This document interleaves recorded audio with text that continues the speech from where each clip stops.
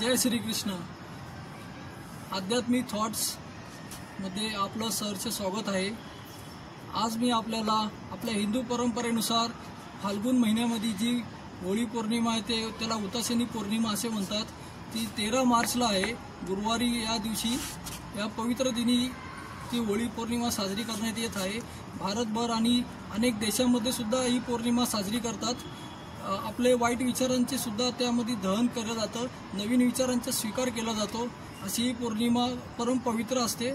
तर ह्या पौर्णिमेचे उदय तिथी आहे सकाळी 10:25 गुरुवारी आणि त्याची समाप्ती दुसऱ्या दिवशी शुक्रवारी दुपारी 12:24 आहे।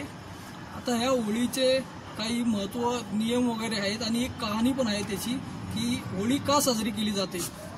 होळी साजरी करण्याचे कारण हे आपल्याला आपल्या भारतीय परंपरेनुसार सर्वांना हे माहितीच पाहिजे की आपण होळी साजरी करतो, त्याच्या मागे काही इतिहास असतात।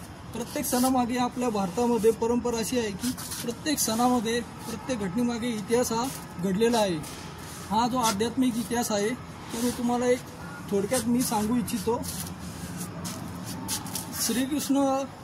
भगवान श्रीकृष्ण तसेच श्री विष्णू देवांनी जसे अवतार घेतले होते, अनेक अवतार घेतले, जसे सतयुगामध्ये कृतयुगामध्ये जो अवतार धारण केला होता लोक कल्याणाकरिता, पृथ्वीवर जेव्हा जेव्हा अधर्म आला तेव्हा श्री विष्णू देवांनी आणि अनेक देवांनी तसा अवतार घेऊन त्यांची ऊर्जा येऊन त्यांनी सत्कार्य करून सर्व प्राणीमात्रांना संरक्षण केले।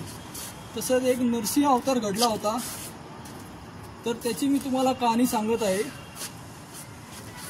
हिरण्यकश्यप नावाचा एक राक्षस होता।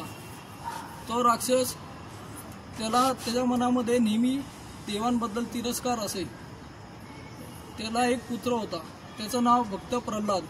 भक्त प्रल्हाद हे त्याची व्याख्या निर्माण झालेली आहे, कारण की तो भक्त प्रल्हाद बालपणापासूनच तो विष्णू भक्त होता, परम विष्णू भक्त होता।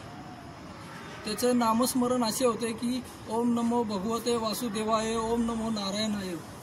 परंतु हिरण्यकश्यप हा राक्षसी वृत्तीचा राक्षस असल्यामुळे त्याला त्याच्या कुलामध्ये श्री विष्णुदेवांचे नामस्मरण घेतलेले मान्य नव्हते, म्हणून त्याने भक्त प्रल्हादाला अनेक प्रकारे शासन केले, अनेक प्रकारे त्याने शिक्षा केली, परंतु तो त्यामध्ये सफल झाला नाही। मग शेवटी त्यांनी असा एक पर्याय निर्माण केला की त्यांनी त्या सैनिकांना बोलून एक लाकडी चिता तयार केली आणि त्याची बहीण आहे, तिचं नाव होतं होलिका। ती होलिका तिचे गुणधर्म असे होते की तिला अग्नीपासून भय नव्हते, म्हणून तो त्या लाकडीची चिता केलेल्या लाकडांवर होलिका आणि तिच्या मांडीवर त्यांनी भक्त प्रल्हादाला बसविले आणि सैनिकांना सांगितले की आता ही चिता पेटवा।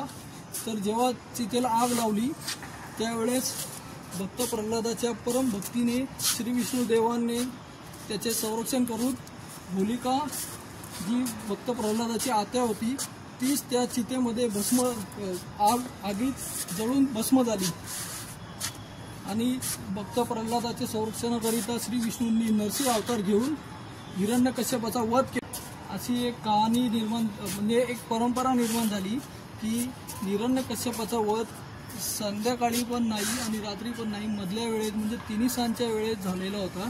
म्हणून आजपर्यंत म्हणजे आज तागायत आणि इथून पुढे अशीच परंपरा चालू राहणार आहे होलिका दहनची, की सूर्य मावळतीला आणि दिवे लागण्याच्या वेळेलाच होलिका दहन केले जाते। अशी पवित्र आणि परमपवित्र सणाची कहाणी आहे। तर सर्वांनी होळीचा लाभ घ्यावा। जय श्री कृष्ण।